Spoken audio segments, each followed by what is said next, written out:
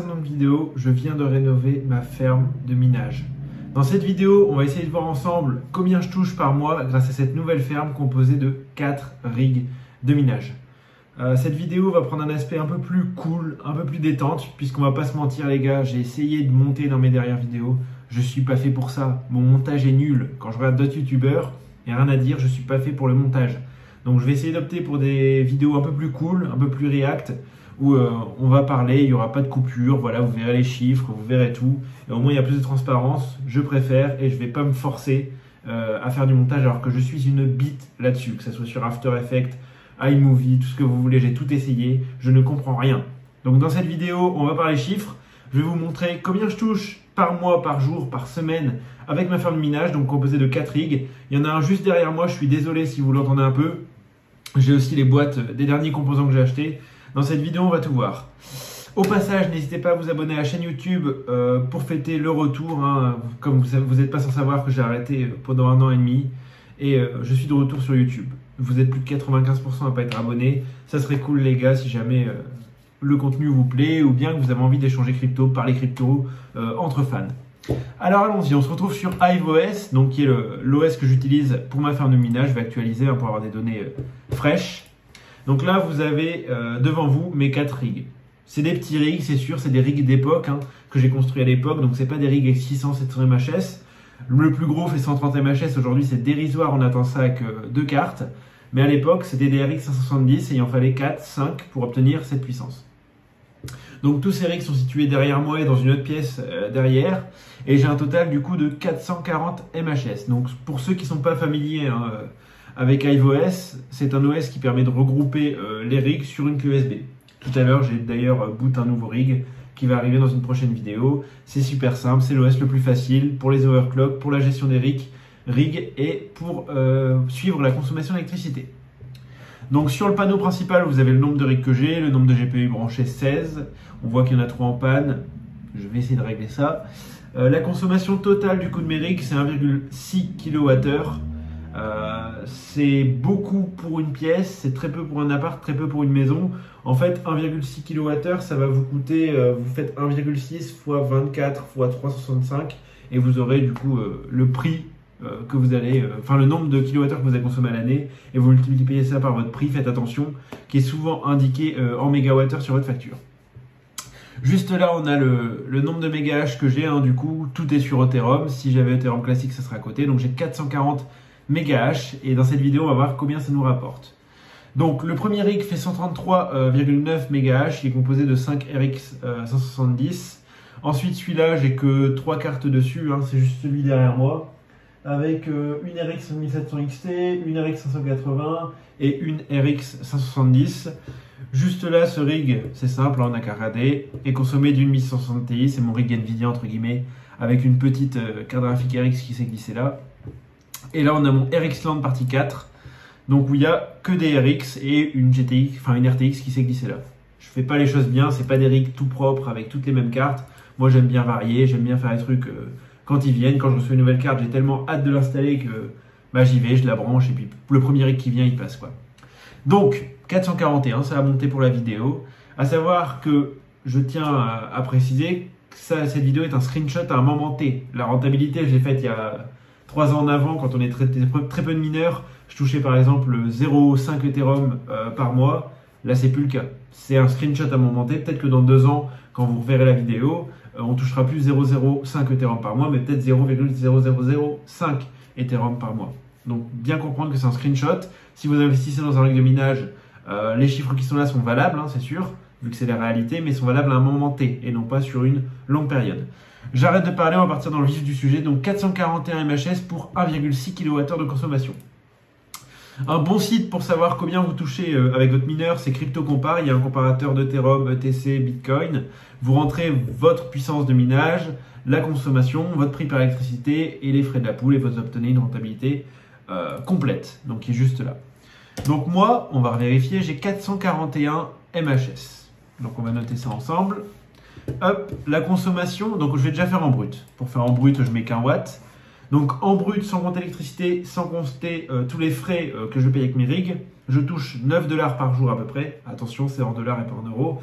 à peu près 8,20 €, 8,30 €, 60 $ par semaine et 270 $ par mois.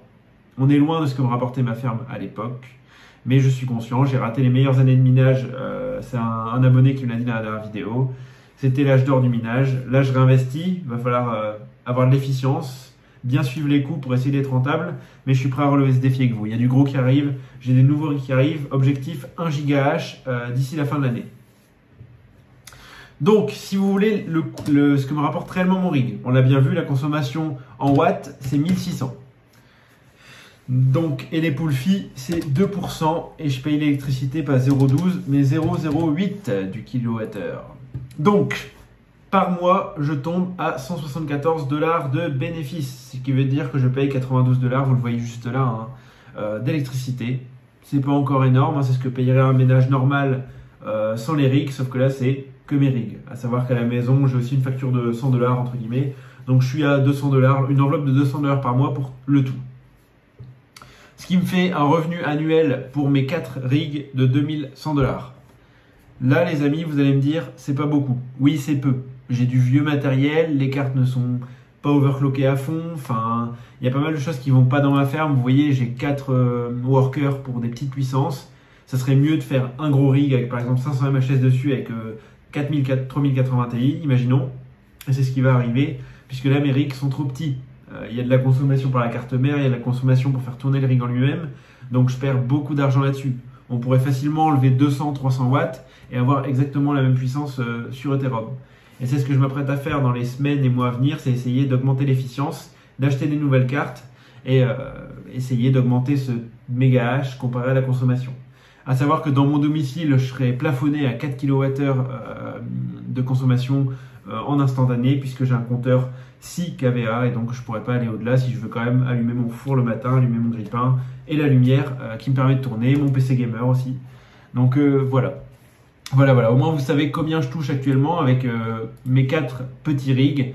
À savoir que ces 4 rigs, ça doit être un investissement global, je parle bien à l'époque, hein, pas aujourd'hui, de 4000, 5000 € peut-être. Donc vous voyez que là, bon, mes rigs sont largement amortis, hein, mais si on voulait prendre les chiffres d'aujourd'hui et que j'investissais ça aujourd'hui dans ce vieux matériel vétuste, j'insiste, il nous faudrait 2-3 ans pour amortir le tout.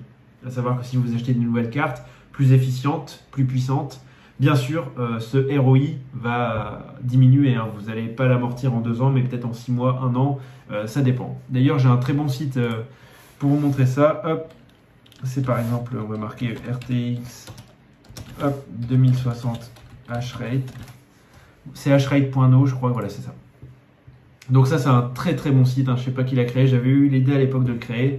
Donc c'est un site qui répertorie le hachage, le taux de hash de chaque carte, ainsi que leur consommation, le ROI, donc le retour sur investissement en jour, et le revenu brut et pas brut par jour. À savoir que si vous cliquez sur Power, par exemple, vous avez les cartes qui consomment le moins. Moi, souvent, ce que je fais pour acheter mes nouvelles cartes, c'est que je clique sur Efficiency pour maximiser, pour avoir le maximum de MHS par rapport au wattage. Et donc, on voit que les cartes les plus rentables, donc c'est des cartes spéciales minage, hein, la RTX A2000, la AMD BC250, tout ça. Et si on descend un peu, on a nos cartes à nous, donc des vieilles cartes, hein, les RX 5700 sont aujourd'hui des cartes extrêmement efficientes et extrêmement rentables. Si on descend encore, on arrive sur des 5600 XT, encore de l'ancienne génération. Et juste en dessous, on a la RX 6600, donc qui est la carte la plus efficiente du moment. Pourquoi? Puisqu'elle consomme très très peu, bien qu'elle ait un hachage assez petit, hein, on est à 28 MHz, 29, moi j'ai réussi à overclocker la mienne, on n'est qu'à 72 watts de consommation, à savoir que la mienne tourne autour de 50 watts. Donc je vous laisse imaginer le rendement. Le problème c'est que plusieurs cartes ça prend de la place, c'est dur à synchroniser. Donc moi je suis plutôt de l'école de partir sur des cartes de moyenne gamme, 60-70 MHz, pour pouvoir quand on l'a fait tourner être content et ne pas faire trop de travail dans le vent, on va dire. Voilà, j'espère que cette vidéo vous aura plu, hein. Je récapitule, j'ai investi 5000 € à l'époque, tiens c'est redescendu, je suis à 439 MHz pour une consommation d'1,6 kWh. Ce qui nous fait tout frais compter du 174 $ par mois, 2128 $ par an. Je vais vous refaire des vidéos à propos de ces rigs là que je vais customiser, on va dire, que je vais essayer de tout regrouper en 2 rigs pour en avoir 2 libres puisque c'est gratuit jusqu'à 4 cartes, 4 workers sur iOS. Et là il y a des gros rigs qui vont arriver, hein, notamment du 12, 24 GPU pour se préparer au minage d'Ethereum classique, Ravencoin, Flux, lorsque l'Ethereum ne sera plus minable et ça devrait arriver d'ici quelques mois. N'hésitez pas à vous abonner, on se dit à la prochaine. C'était Hugo de la chaîne Parlons Crypto. À bientôt.